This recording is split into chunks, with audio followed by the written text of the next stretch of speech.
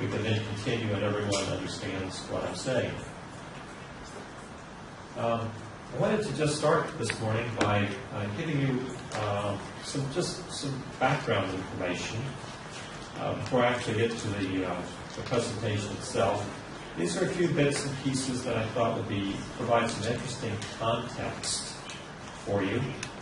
And it's basically just three pieces of information, not very well integrated together, but I think still things that you might want to know. First would be the frequency or the incidence of sexual problems in the general population. Now, of course, this study was done in the United States. I haven't seen studies done in foreign countries. Rarely do we see studies done in foreign countries unless they happen to be published in an English journal. But this is one of the best studies we have, although it's a bit dated. I've seen many studies since this study came out, but they all tend to be fairly similar to this particular study. And there are a couple of things about this study that are really interesting that I'll point out. Things that actually the researchers who did the study didn't even see or understand when they published the study, but if you look at the statistics very carefully, you find that there's a couple of hidden gems in this study. This study was done by Frank et al. Back in 1979, and it was published in the New England Journal of Medicine. That's one of the top medical journals in the United States. And the researchers looked at 100 normal couples. And by normal, and what is a normal couple? Well, that's just, we don't know what a normal couple is because we never see one. But this was 100 normal couples. And basically, these were couples defined as not having a clinical problem. At least they weren't couples who were actually going to therapy. And this was a study that had both some pluses and some minuses. The plus was that they had a good sampling of age ranges from roughly 19 to the 80s, and it was stratified sampling in terms of ages.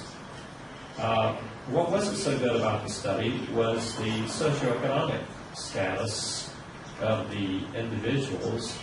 Because this was done at the University of Pittsburgh, it turned out that most of the people who participated in this study were either faculty members or students at the university. So this was actually a very highly educated sample of people. In fact, and they were also mostly white, so minorities were not represented well here. They tended to be either Catholics or Protestants, and most had either postgraduate education or graduate education. So it was a very highly educated sample. And most were working as professors, professionals, or in upper management. And so you might think, well, let me give you just a bit more.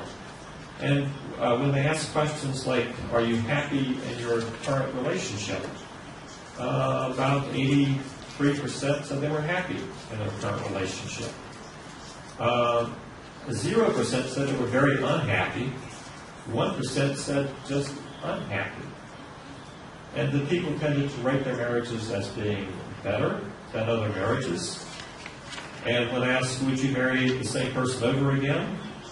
Around 89% said yes. One kind of interesting thing is not get married at all. 1% of the women said they would not get married at all versus 7% of the men. And how seriously would you rate your marital problems was the final question they asked. And most of the respondents said very minor to just minor problems. So they basically saw themselves as high-functioning, happy, problem-free couples. However, when they asked about specific sexual problems, they found a great deal of sexual problems and sexual difficulties in the sample. Now, you might just assume on an intuitive basis that given the educational level of these people, the fact that they were happy, you would find very little sexual dysfunctionality. That didn't turn out to be the case at all. So I'll give you some of the statistics. I know this is a little tedious, but starting with the women, 48% said they had difficulty getting sexually excited. 33% said they had difficulty maintaining their excitement.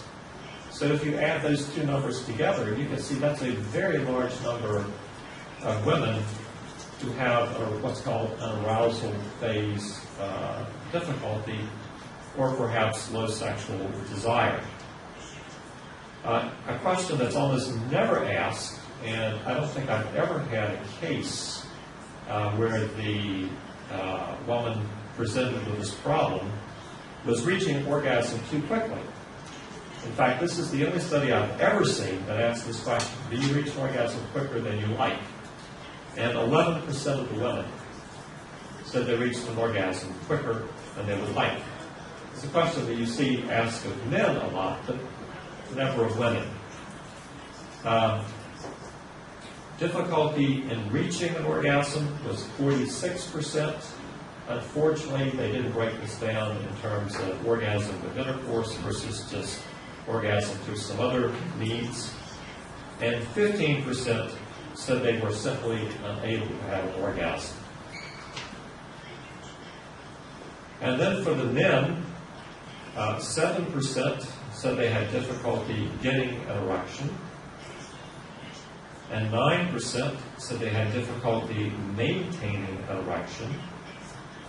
So if you add those two numbers together, that's 16% of men with some kind of erectile dysfunction or erectile problem, which, by the way, is very consistent with all the other studies you see. When you look across the board at the better studies, you see that about 20% of men have an erectile dysfunction. This, by the way, is a linear function. You don't see it so much in younger men, but as men grow older, that statistic becomes much higher. So if you average the numbers together, it comes out to about 20%. That's a little misleading because it's so much higher among older men than younger men. Ejaculating too quickly, 36% of men said they had this particular problem. This was the most common problem that was reported under major sexual problems. Difficulty in ejaculating was 4%. It's probably actually higher than that in the United States now, because as the baby boomers have gotten older. 20 years ago, for example, when I was practicing, I almost never saw this problem. These days, I'm seeing it more and more frequently. So it seems to be something that's age-related. There's not a lot of literature written about delayed ejaculation or retarded ejaculation, as Masters and Johnson called it.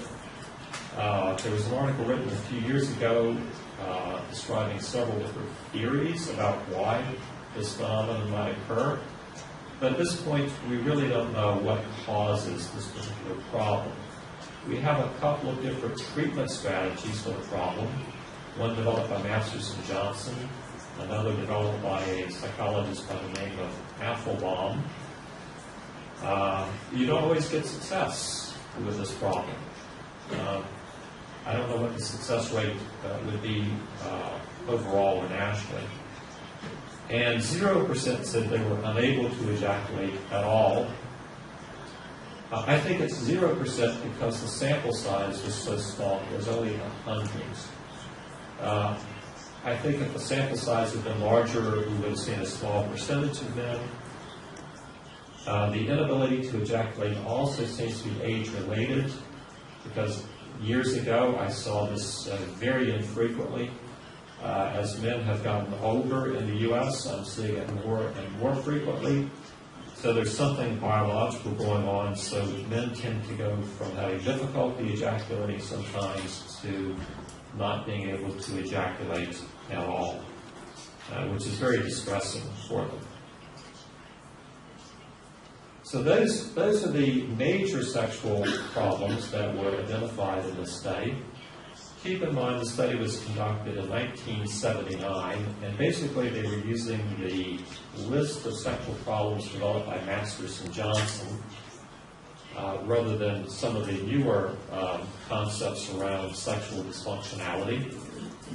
I'll come back to this point in just a minute. But the researchers also asked about what they called sexual difficulties in men and women. And these are things that, as a sex therapist or as a couples therapist, you often hear brought up in a therapeutic context, sometimes more so than what are called the major sexual dysfunctions. And there are some interesting statistics here, some that run counter to the common mythology regarding men and women. For example, the partner choosing an inconvenient time. Well, we all hear, as clinicians, women complaining about their partner choosing an inconvenient time. In this study, 31% of the women complained their partner chose an inconvenient time. What was interesting is that 16% of the men said their partner chose an inconvenient time. So we tend to assume part of the sexual mythology is men are always ready for sex. Well, this study tells us that in about 1 out of 5 times, men aren't that interested in having sex. They may go along with it, but they're not in the mood at that particular moment. Being unable to relax. This is one that I hear all the time. 47% of the women said that they had difficulty relaxing in order to get in the mood and have sex. And this only occurred in 12% of men. Being attracted to someone other than one's mate, and it doesn't really say whether the attraction is towards someone of the same gender or of the opposite gender. That would be really interesting to know, but they didn't break it down that way.